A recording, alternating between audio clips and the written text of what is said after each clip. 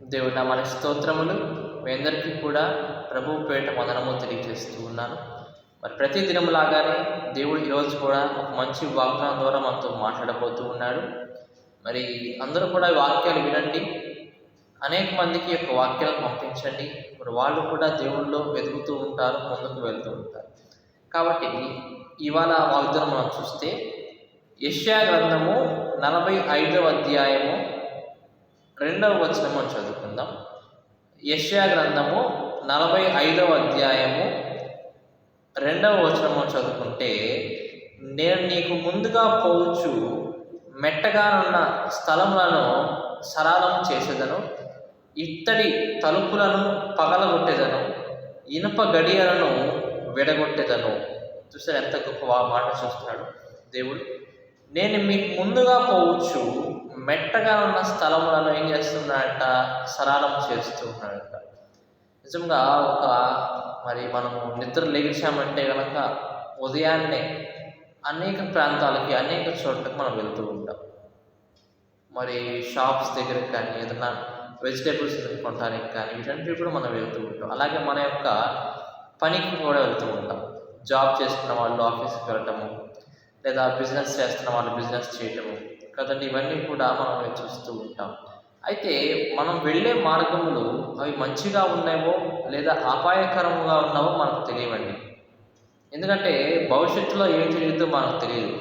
కాబట్టి ఈ యొక్క ప్రజెంట్ ఉన్నటువంటి ఇప్పుడు కాలంలోనే ఉన్నటువంటి టైంలోనే మనం ఏం చేయాలి, దేవుడిని ప్రార్థన చేసుకొని దేవుడు మనం స్మరణలోకి తెచ్చుకోవాలి. అంటే మన మైండ్లో దేవుడిని ఉంచుకోవాలి. కాబట్టి ఏం జరిగిందో మనకు తెలియదు. తర్వాత కొద్దిసేపటి తర్వాత ఏం జరుగుతుందో మనకు తెలియదు. సపోజ్ ఒక ఎగ్జాంపుల్గా ఒక ఆఫీస్కి వెళ్తున్నాం అనుకోండి, ఆ వెళ్తున్న దారిలో ఏం జరుగుతుందో మనకు తెలియదు. అనేక మంది అడ్డు వస్తూ ఉంటారు బండి మీద వెళ్తున్నప్పుడు కదా, ఎన్నో అపాయాలు ఎదురవుతూ ఉంటాయి. కానీ మనము వెళ్ళే ముందు దేవుని కనుక ప్రార్థన చేసుకొని వెళ్తే కనుక ఆయన మెట్టగా ఉన్నటువంటి స్థలములను సరళం చేయ దేవుడు. అంటే లోయగా ఉన్నటువంటి ప్రాంతములు, ఆపద ఉన్నటువంటి మరి ఆ యొక్క స్థలాలు వాటన్నిటిని వాడు దేవుడు ఏం చేస్తూ ఉంటాడు, సరళం చేస్తూ ఉంటాడు. ఎటువంటి ఆపద మనకి కలగకుండా దేవుడు తన దూతను పంపించేసి ఏం చేస్తూ ఉంటాడు, మార్గము సరళం చేస్తూ ఉంటాడు. ఇక దేవుని ప్రార్థన చేసుకొని మనం ఆఫీస్కి వెళ్తున్నట్లయితే కనుక ఎటువంటి అపాయం లేకుండా మనం క్షేమముగా ఆఫీస్కి వెళ్తూ ఉంటాం. అట్లా ప్రతి ఒక్క రోజు కూడా మీరు ఎక్కడికైతే వెళ్తూ ఉన్నారో, ఎటువంటి ప్రాంతాలకైతే వెళ్తూ ఉన్నారో, అది దగ్గర కానివ్వండి, దూరం కానివ్వండి, దేవుని దగ్గర ఒక చిన్న ప్రార్థన చేసుకొని మీరు బయలుదేరి వెళ్ళండి. అప్పుడు మీకు అన్నీ కూడా దేవుడు మంచి చేస్తాడు. మీ యొక్క మార్గమును దేవుడు సరళం చేస్తాడు. అలా చేయకుండా వెళ్ళి అనేక మంది చిక్కుకొని శోధనలో పడిపోయి మరలా దేవుని అంటూ ఉంటారు, ప్రభు ఎందుకై మమ్మల్ని కాపాడలేదంటూ ఉంటారు. కాబట్టి మన పిల్లలు కానీ ఎవరన్నా కానీ స్కూల్కి వెళ్తున్నా, కాలేజీకి వెళ్తున్నా సరే, వారికి ప్రార్థన చేసి మనం ఏం చేయాలి, పంపిస్తూ ఉండాలి. నాకు కూడా మా అమ్మ ఏం చేస్తూ ఉంటారంటే, మరి చిన్నప్పటి నుంచి కూడా అలవాటు, స్కూల్కి వెళ్తున్నప్పుడు, కాలేజీకి మరి వయసు వచ్చినప్పుడు కాలేజీకి వెళ్తున్నప్పుడు, మరలా ఇప్పుడు ఆఫీస్కి వెళ్తున్నప్పుడు కూడా ఎప్పుడు కూడా వెళ్ళేటప్పుడు ప్రార్థన చేసి నాకు పంపిస్తూ ఉంటాడు. కాబట్టి దేవుని యొక్క కాపుదల అనేది నాకు ఎప్పుడు కూడా ఉంటూ ఉన్నది. కాబట్టి ఎటువంటి శోధన లేకుండా క్షేమంగా మరణం తిరిగి ఇంటికి వస్తూ ఉన్నాను. కాబట్టి ప్రియ దేవుని బిడ్డలారా, మెట్టగా ఉన్న స్థలములను దేవుడు ఏం చేస్తూ ఉంటాడంట, సరళం చేయవాడుగా ఉంటూ ఉన్నాడు. ఎరికో గోడలు మనం చూస్తే బైబిల్ గ్రంథంలో ఎరికో గోడలు అంటూ ఉన్నాయి. ఎంత గట్టిగా ఉంటాయి, ఎంత గట్టిగా. యెహోషువకి, ఇశ్రాయేలులకి ఆ గోడలు అడ్డు వచ్చినట్లుగా మనం చూస్తూ ఉన్నాం. మరి వాటిని ఏం చేయాలంటే ఎంతో బలంగా కట్టారు.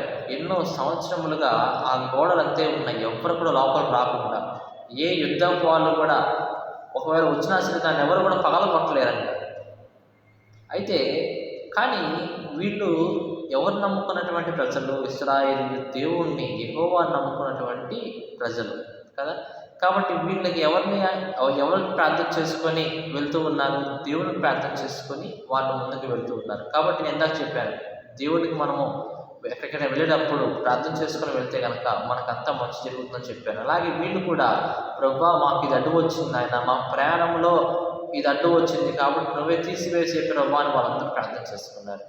అయితే దేవుడు ఒక కండిషన్ పెట్టాడు. ఏమనంటే కనుక మీరు ప్రతిరోజు కూడా మరి దాని చుట్టూ కూడా మీరేం చేయాలి, దేవునికి స్తుతిస్తూ మీరు తిరుగుతూ ఉండాలి. 7వ రోజు మాత్రము మీరు 7 సార్లు తిరగాలి అని చెప్పేసి దేవుడు ఒక కండిషన్ అనేది పెట్టాడు, ఒక ఆజ్ఞ పెట్టాడు అక్కడ. వాళ్ళు చాలా పవిత్రముగా, ఇశ్రాయేలు చాలా పవిత్రముగా ఆ యొక్క ఆజ్ఞని వాళ్ళు ఏం చేస్తున్నారంటే నిర్వర్తించారన్నమాట. చక్కగా దాన్ని చేశారు. కాబట్టి 7వ రోజు ఎప్పుడైతే కనుక 7వ మారు వాళ్ళు తిరుగుతూ దేవుడిని స్తుతిస్తూ ఉన్నారో ఆ సమయంలోనే ఎరికో చుట్టూ ఉన్నటువంటి గోడలు అవి తునాతునకులైపోయి కూలిపోయినట్లుగా మనం చూస్తాం. ఎంత గొప్ప అద్భుత కార్యం చూశారు కదా దేవుడు. ఒక కట్టడం ఏదైతే ఉన్నదో దాన్ని పడవేస్తే కనుక దేవుడు తొందరగా కట్టగలడు. మన క్రొత్త నిబంధన అంటాడు, యేసుక్రీస్తు వారే అంటాడు, ఈ దేవాలయం పడవేస్తేనే 3 రోజుల్లో కడతా అంటాడు. దేవాలయాన్ని ఎలా కడతాడు? అంతా కూడా దేవుని యొక్క స్వాధీనంలో ఉన్నది. దేవుని యొక్క మాటలో అంత శక్తి ఉన్నది. కాబట్టి దేవుని యొక్క మాటను మనం పట్టుకొని ప్రార్థన చేస్తూ ఉన్నాం. ఈ మాటను పట్టుకొని మీరు ప్రతి ఒక్క రోజు కూడా మీరు ఎప్పుడైతే వెళ్తూ ఉంటారో ఈ మాటను పట్టుకొని ప్రార్థన చేయండి. ప్రార్థన చేసినప్పుడు మీరు ఏదన్నా ఎక్కడికైనా వెళ్ళటం కానీ, వ్యాపారాలకు వెళ్ళటం కానీ, ఆఫీస్కి వెళ్ళటం కానీ చేయండి. దేవుడు మీకు అనుక్షణము దేవుని యొక్క కాపుదల అయితే మీకు ఉంటూ ఉంటుంది. ఆ ఎరికో ప్రాంతంలో ఉండే వాళ్ళందరూ కూడా వామ్మో వీళ్ళ దేవుడు చాలా గొప్పవాడు, ఎంతో గొప్పవాడు, ఎవరు కూడా ఏ యుద్ధం వాళ్ళు కూడా మమ్మల్ని ఓడించలేకుండా ఈ గోడలు పగలగొట్టలేకుండా ఉన్నారు, కానీ వీళ్ళేంటో మాతో యుద్ధం చేయకుండానే పగలగొట్టేపించారు. వీళ్ళ దేవుడు ఎంతో గొప్పవాడు. వీళ్ళు జస్ట్ మరి దేవుడు అడిగి స్తుతిస్తేనే మా చుట్టూ గోడలు కూలిపోయినాయి, అట్లాంటిది వీళ్ళతో యుద్ధం చేస్తే మేమందరం కూడా చనిపోతాము అని వాళ్ళందరూ కూడా భయపడి ఉండవచ్చు కదండి. కాబట్టి ఎవరు సహాయం చేశారు వాళ్ళకి? దేవుడే సహాయం చేశాడు. ఎందుకు సహాయం చేశాడు? వాళ్ళు దేవుడిని ప్రార్థన చేశారు. ప్రార్థన చేసి ప్రభా ఇది సమస్య కాబట్టి నేను ఏం చేయాలి అని దేవుడిని అడిగినప్పుడు దేవుడు ఒక కండిషన్ పెట్టాడు. వాళ్ళు దాన్ని ఫాలో అయ్యారు. చివరికి దాని అవుట్పుట్ ఎలా వచ్చిందంటే దేవుడు చెప్పినట్లుగానే ఆ గోడలు అన్నీ కూడా కూలిపోయినట్లు మనం చూస్తున్నాం. కాబట్టి ప్రియాదేవుని బిడ్డలారా, ఒక ఎరుకో గోడల వంటి సమస్యలు నీకు ఎదురవుతూ ఉంటాయి. నువ్వు వెళ్ళే దారిలో ఎరుకో గోడలు అన్నటువంటి సమస్యలు నీకు ఎదురవుతూ ఉంటాయి. కాబట్టి వాటిని నువ్వు పడగొట్టాలంటే, వాటిని కనీసం నువ్వు ఎదుర్కోవాలంటే కనుక దేవునికి ప్రార్థన అనేది ఎంతో అవసరం. కాబట్టి ప్రియాదేవుని బిడ్డలారా, మీరు మీ కుటుంబం ఎక్కడికి వెళ్తున్నా సరే, లేదా ఒకళ్ళు మర్చిపోయిన ఇంకొకరు ప్రార్థన చేయండి. వారి కొరకు క్షేమంగా వెళ్ళి క్షేమంగా వచ్చేలాగా ప్రార్థన చేయండి. అలాగే మీరు దేవుని దగ్గర నుంచి మీ సహాయం పొందుకుంటారు, మీ మార్గములు సరళం చేయబడతాయి అని చెప్పి దేవుడు ఈ వాగ్దానం ద్వారా సెలవిస్తున్నాడు. దేవుడి వాగ్దానం దీవించి ఆశీర్వదించును గాక. ఆమేన్.